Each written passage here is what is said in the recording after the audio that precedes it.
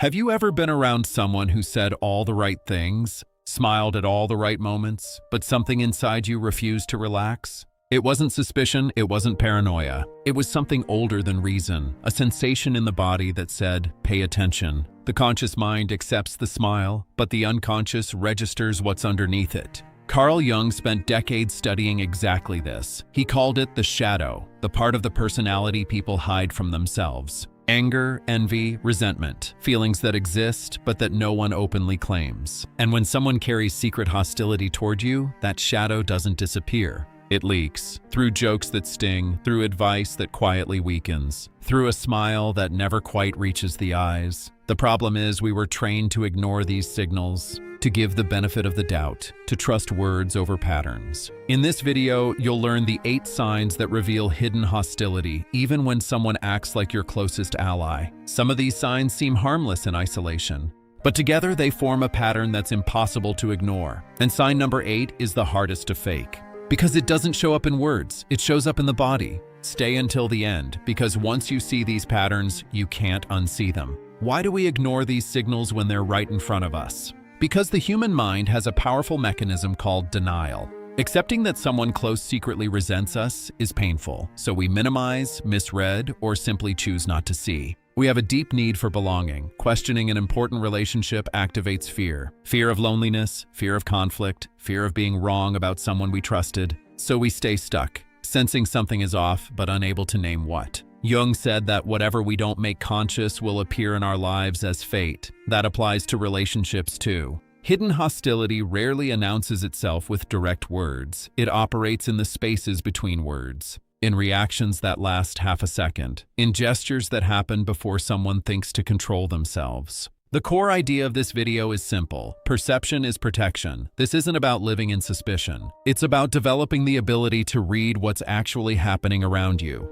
Sign 1. Humor that wounds. Laughter is supposed to bring people closer, but sometimes it's a blade wrapped in a joke. Picture a common scene. You're in a group and someone makes a comment at your expense. Everyone laughs. The person smiles, and you try to laugh too, but something tightens inside. If you push back, the response is always the same. Relax, it was just a joke. Can't you take a little humor? Jung explained that sarcasm is often a projection of the shadow. People use humor to externalize what they can't admit in themselves. Someone who mocks your ambition likely carries an ambition they've never owned. Someone who ridicules your sensitivity fears their own. Someone who laughs at your failures is releasing pressure from the ones they've never confessed. The test is simple. Do you walk away from these interactions feeling lighter or smaller? Real humor lifts. Hostile humor diminishes. When the jokes always target the same wounds, it isn't coincidence, it's a pattern. Sign 2. Quiet sabotage. Not all hostility shouts. Some of it whispers through small, convenient failures. You mention an important project and the person forgets to pass along a key detail. A friend gives advice that seemed helpful, but quietly led you off course. Someone close misplaces something essential at exactly the wrong moment. Once feels like coincidence, twice feels like distraction. 3, 4, 5 times is a pattern. Jung observed that when people can't face their own stagnation, the unconscious looks for ways to level the ground. Your progress works like a mirror, reflecting what they've refused to become. So instead of confronting themselves, they interfere with you. Not through direct attacks, but through strategic accidents that erode your path little by little. The most difficult part is that this kind of sabotage wears the mask of innocence. I didn't know. I just forgot. I was only trying to help. But unconscious hostility is still hostility. Repeated sabotage isn't carelessness. It's the shadow keeping you small. Sign 3. Rivalry disguised as friendship. You share good news, and instead of joy, you get, "That's nice." Anyway, let me tell you what happened to me. Every achievement you mention is immediately matched, topped, or minimized. Every victory you try to celebrate becomes a launching pad for their monologue. This is silent rivalry. And it's one of the most draining forms of hidden hostility. Your progress doesn't bring them joy because it works as an uncomfortable mirror. Your courage confronts the fear they refuse to face. Your growth highlights what they've been avoiding. So instead of admiring, they compete. Instead of applauding, they compare. And here's the paradox Jung identified clearly. Genuine confidence never needs comparison. Whoever competes with everything they see is revealing what's missing inside. Real friendship can celebrate without feeling threatened. When that's absent, something else is present. Sign 4. Kindness without depth. Some people know exactly what to say. They maintain the right posture, offer the right words, give the right congratulations. But watch what happens in the moments that actually matter. When you achieve something meaningful, their enthusiasm is weak, mechanical, brief. When you're going through something hard, their empathy vanishes. They change the subject, minimize your pain, or simply disappear. They don't attack you. They just don't stand with you. Jung called this ego dissociation, the way the unconscious cuts off uncomfortable emotions. Instead of feeling joy for you or grief with you, the person detaches, leaving a void. And that void says something clear. I can't celebrate you because your success confronts my failure. I can't comfort you because your pain wakes up mine. True friendship holds through both the light and the dark. False kindness evaporates the moment it costs something real. True friendship holds through both the light and the dark. False kindness evaporates the moment it costs something real. Sign 5. Control disguised as concern. You know this type, the person who always knows what's best for you. They question your decisions, doubt your capacity, critique your choices, but they do it with a careful tone. I just want what's best for you. I'm only being honest because I care. The problem is that after every conversation, you don't feel supported. You feel smaller, more uncertain, less capable. That isn't guidance, that's control. Jung observed that the urge to dominate others often comes from an inability to manage oneself. Those who can't contain their own inner chaos try to control what's around them. So they disguise insecurity as advice. They hide fear behind concern. The decisive test is this: genuine care makes you stronger. False care makes you doubt yourself. If you consistently leave their presence feeling diminished, pay attention. The shadow may be presenting itself as love. Sign 6. Gossip in the shadows. Not every hostile person will face you directly. Many prefer to work in the background. Instead of criticizing you to your face, they distort your words to others, amplify your mistakes, plant doubt in the minds of people around you.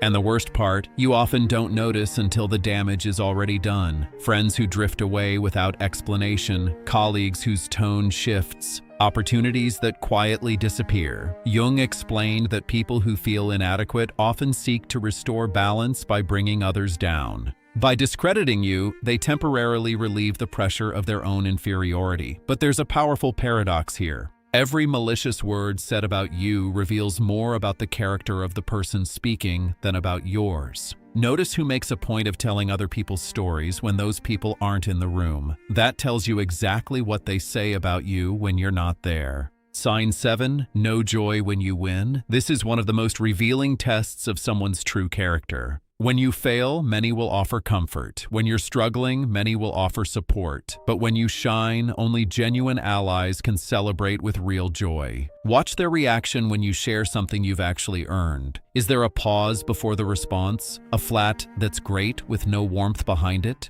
A quick subject change? Or worse, an immediate attempt to shrink what you did? It's not that big of a deal. I did something like that years ago. You could have done better. Jung explained that when people avoid confronting their own limitations, the achievements of others feel like an open wound. Your light casts their shadow. Their discomfort at your success isn't about you. It's about what your success reflects back at them. Those who can't celebrate you secretly resent you. That's not a judgment, it's psychology. Sign 8. The body betrays the shadow. Words lie, expressions can be rehearsed, but the body has its own memory. Jung said the unconscious leaks through gestures, slips, and silences. You can rehearse a smile, but you can't control the microexpression that lasts a fraction of a second when envy cuts through. Pay attention to the details most people overlook. A smile that doesn't reach the eyes, hands that stiffen when you talk about a win. A subtle shift in tone when they offer a compliment. Eyes that look away at exactly the moment they should meet yours. The person says, "I'm so happy for you." But the tone, the posture, the eyes say something else entirely. And your intuition registers all of it before your rational mind can process a single word. That's why you sometimes feel discomfort without being able to explain where it comes from. Your unconscious is reading what theirs can't fully conceal. This is the most insidious sign of all. because it reveals what lies beneath every word, every mask, every performance. The shadow always finds a way out, and the body is the door it can't lock. How to respond without escalating. Recognizing these 8 signs doesn't mean declaring war. It means developing clarity. Here are 3 practical strategies for dealing with hidden hostility without exposing yourself or losing control. First strategy, reduce exposure before making any move. You don't need to confront to protect yourself. Simply start sharing less. Fewer personal details, fewer plans, fewer victories. Watch how the person behaves when they have less material to work with. Second strategy, track patterns, not isolated incidents. 1 sharp comment might be a bad day. 3 sharp comments, same tone, same targets, is a pattern. Patterns don't lie. Keep this perception to yourself. Don't accuse, just observe. Third strategy, create strategic distance without drama. You don't need a scene or a confrontation. Gradually become less available. Respond less. Be harder to reach. Most hostile people won't even notice or will pretend not to. And you quietly recover the energy that was being drained. Self-control is power, and power begins with observation. Reflective closing. Let's go back to the feeling where we started. That tension you felt around someone who was saying all the right things. Now you know what you were recognizing. It wasn't paranoia, it was perception. There's a fundamental difference between the two. Paranoia sees threat everywhere, without evidence. Perception recognizes real patterns that most people have trained themselves to ignore. Jung said, "Until you make the unconscious conscious, it will direct your life and you will call it fate." The same is true here. Until you recognize the shadow in the relationships around you, you'll keep calling it bad luck, betrayal, disappointment. But when you see clearly, you stop being governed by patterns you couldn't name. You don't need more people around you, you need sharper perception. Observe more, speak less, and watch who changes. If this video touched something you felt but never been able to name, leave in the comments. I choose perception. Because clarity is where everything begins.